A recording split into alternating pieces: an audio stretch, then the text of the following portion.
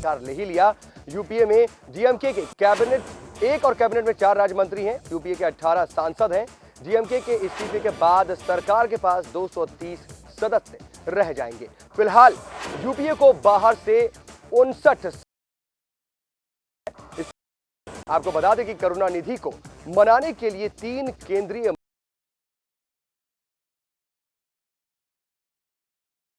P Chidambaram और गुलाम नबी आजाद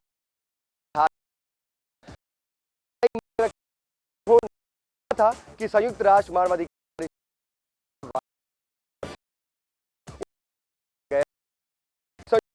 माना जाए और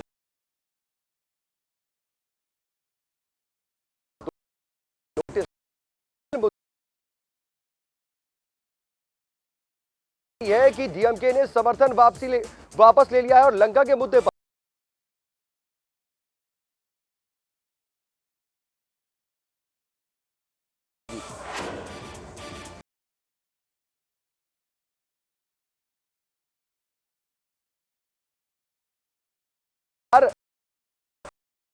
है।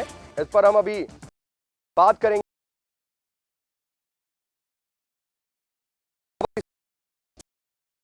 कहीं ना कहीं यूपीए इसके लिए तैयार बिल्कुल नहीं थी, क्योंकि 3 केंद्रीय मंत्रियों को डीएमके प्रमुख करुणानिधि को मनाने के लिए भेजा गया था। उम्मीद यही थी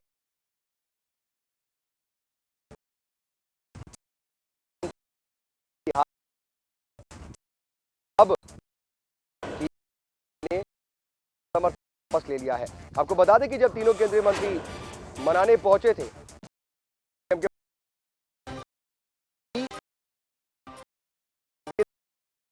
अपना और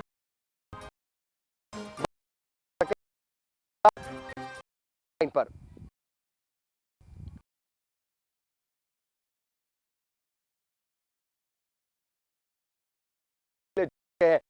नवीन जी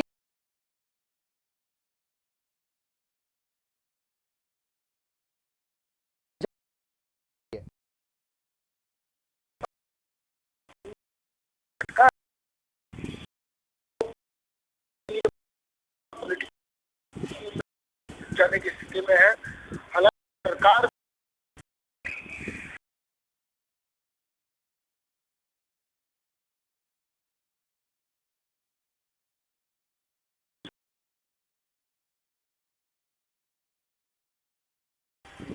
बहुत सफल कर चुकी।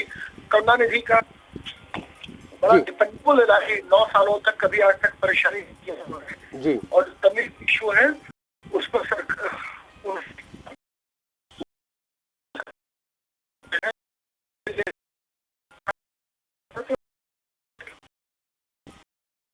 जी। नवीन जी, आप किस तरह से देख रहे हैं? अगर जिस तरह से आप बता रहे हैं सरकार भी है, बड़ी होगी एनर्जी उनका है, सहयोग हो रहे हैं साल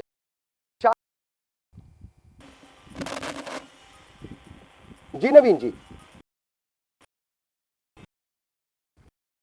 संपर्क इन्हीं तकनीकी कारणों की वजह से सही से नहीं हो पा रहा है। उनसे दोबारा संपर्क साधने की कोशिश करते हैं। एक बड़ा झटका यूपीए सरकार के लिए, क्योंकि 9 सालों में, जैसा कि हमारे राजनीतिक संपादक नवीन सिन्हा जी, किसी भी तरह के किसी भी इशू पर कोई नहीं आई कि अचानक से डीएमके और 9 सालों तक जो उनका रिश्ता था वो भी अच्छा रिश्ता ही है। लेकिन अचानक से इस मुद्दे पर बता दें आपको कि लंका मुद्दे पर समर्थन वापस लिया है। आपको डीएमके प्रमुख करुणानिधि जिस तरह से श्रीलंका में तमिलों के खिलाफ युद्ध अपराधों की वारदातें हो रही हैं था, इस वो यूपीए सरकार से खफा चल रहे थे और कह रहे थे कि आपको बता दें इस वक्त की यूपीए के फिलहाल 59 सांसद हैं। हमारे साथ दोबारा फोन लाइन पर नवीन सिन्हा जी जुड़ चुके हैं। नवीन, जानना चाह रहा था आपसे कि यूपीए के लिए एक बुरी की बात, कुछ महीने उनका साथ छोड़ के चली गई, अब डीएमके प्रमुख और डीएमके पूरी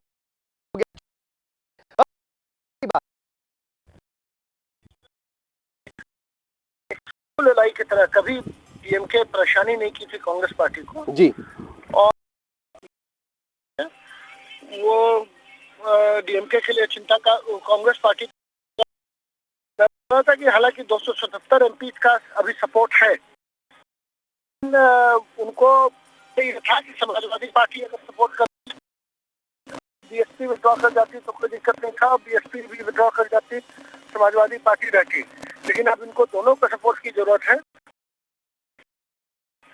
कब कौन पार्टी छोड़ दे इनका साथ और सरकार माइनॉरिटी में चली जाएगी, सरकार को करेगा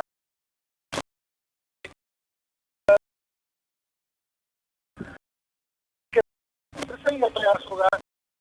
रेजोल्यूशन में जो कर्नाटक जी की मांगे हैं जी,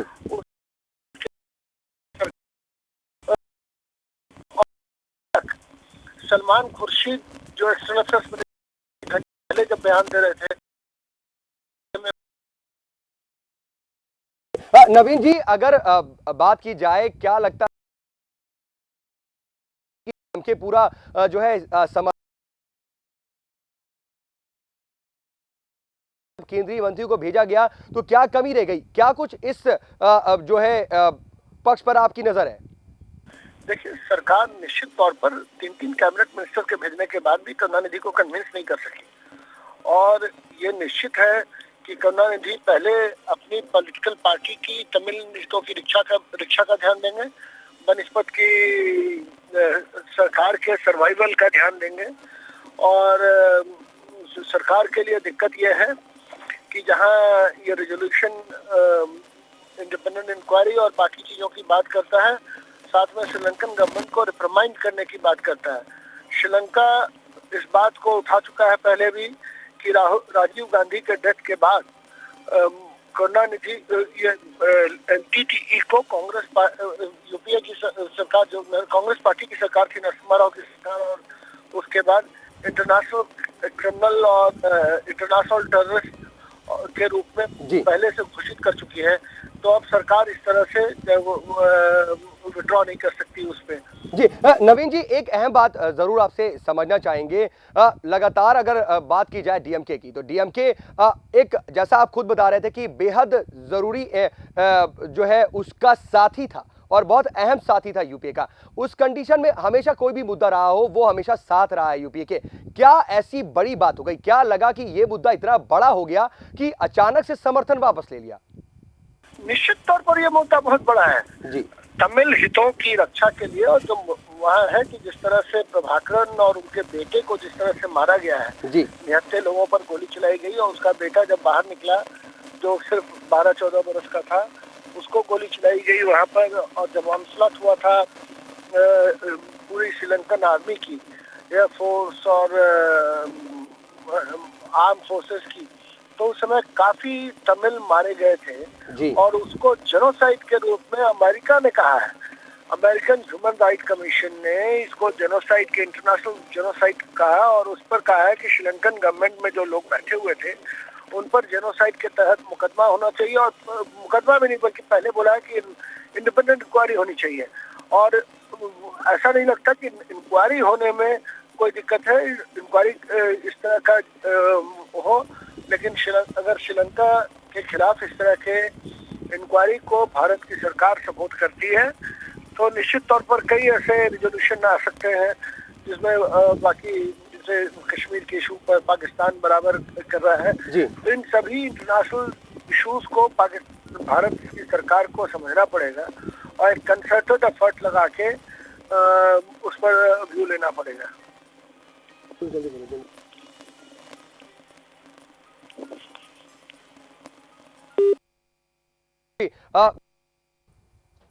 नवीन जी, आप सुन पा रहे हैं? जी, नवीन जी से संपर्क हमारा टूट गया है। आपको बता दें, इस बीच एक और भी बात आ रही है कि नरमी के संकेत हालांकि जरूर दिए हैं डीएमके प्रमुख करुणानिधि ने। आपको बता दें कि नरमी के संकेत उन्होंने पहले भी दिए थे। उन्होंने ये जरूर कहा था कि समर्थन वापस ले सकते हैं, लेकिन हो सकता है कि वो बाहर से समर्थन करें। ऐसे में अब देखना यह है कि ऊंट जो है वो किस करवट बैठेगा। लेकिन ये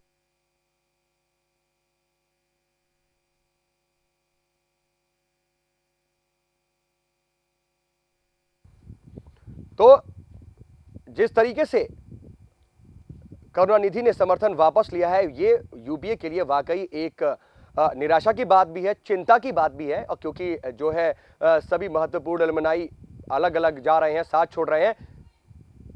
लेकिन आपको बताएं कि इस वक्त जो खबर आ रही है वो नरमी के संकेत दिए हैं डीएम के प्रमुख करुणानिधि ने। हालांकि इससे पहले भी नरमी के संकेत दिए थे, कहा था कि अगर हम समर्थन वापस भी लेते हैं तो बाहर से समर्थन ले सकते हैं। लेकिन अभी फिलहाल 21 मार्च को दोबारा भी इस पर जो है विचार संभव है, ऐसा कुछ खबरें आ रही हैं। आपको बताइए इस वक्त हमारे साथ हमारे संवाददाता ललित दुबे फोन लाइन पर जुड़ रहे हैं और भी ज्यादा जानकारी के साथ। ललित, इस वक्त जो खबर आ रही है, नरमी के जो संकेत दिए, क्या कुछ खबर आ रही है? संपर्क का हमारा टूट गया है ललित दुबे से, हम उनसे दोबारा संपर्क करने की कोशिश करेंगे। आपको बताएं अब ये देखना होगा कि ऊंट किस करवट बैठेगा, लेकिन फिलहाल नरमी के संकेत की खबरें आ रही हैं। हम इस पर और भी ज्यादा जानकारी के लिए ललित दुबे से संपर्क करेंगे, लेकिन फिलहाल एक छोटे से ब्रेक के लिए रुक रहे हैं।